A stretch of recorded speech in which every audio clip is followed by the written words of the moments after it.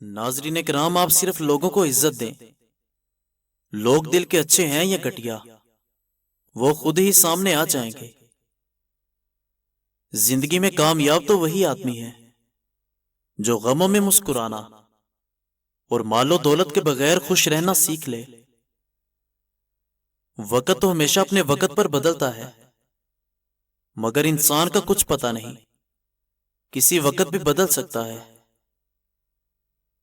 اچھا برا ٹائم گزر ہی جاتا ہے، کیونکہ وقت کا کام ہے گزرنا، وہ چاہے اچھا ہو یا برا۔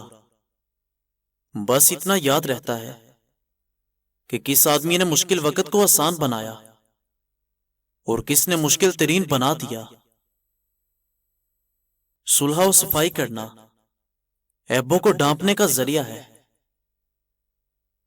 اکثر گناہ گار شخص کا ندامت بھرا آنسو ایک مغرور کی عبادت سے سبقت لے جاتا ہے۔ جس نے اپنے غصے کو روک لیا، اللہ اس کے پوشیدہ گناہوں کی پردہ پوشی کرے گا۔ مومن آدمی ہر 40 دن کے اندر ضرور کسی نہ کسی آزمائش میں مبتلا کیا جاتا ہے۔ زندگی تو ہماری ہلکی پھلکی ہے، سارا بوجھ تو خواہشات کا ہے۔ اکثر زندگی میں بے سکون رہنے کی وجہ یہ بھی ہے کہ انسان اپنی پریشانیوں کا ذکر خدا تعالیٰ سے کرنے کی بجائے نالائق لوگوں سے کرتا ہے۔ کوئی انسان کتنی ہی ہمت والا کیوں نہ ہو، کسی ایک خاص انسان کی کمی ضرور رلا دیتی ہے۔ اپنا کام ایمانداری سے سر انجام دو تاکہ تمہارے رزق میں برکت ہو اور تمہارا رزق حلال ہو۔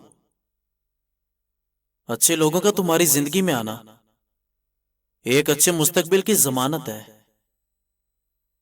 اس معاشرے کے اندر محبت کو یتیموں کی طرح پالا جاتا ہے اور نفرت کو اولاد کی طرح۔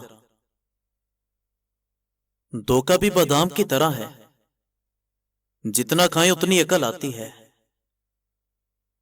نکاح کرنے سے پہلے لڑکی کو ایک نظر دیکھ لینا سنت ہے۔ جس نے عورت کو دیکھے بغیر نکاح کر لیا، اس کا انجام غم اور پریشانی ہے۔ لوگوں کو ایک بہترین مشورہ دینا بہترین صدقہ جاریہ ہے۔ عورت سے جب کوئی نامحرم ہمدردی جتاتا ہے تو عورت کو اپنا مرد ظالم لگتا ہے، حالانکہ ہمدرد ہونے اور ہمدردی جتانے میں فرق ہوتا ہے۔ دل میں خوف رکھنا کامیابی کو کھا جاتا ہے۔ اگر کامیابی چاہتے ہو تو خوف کو دل سے نکال دو۔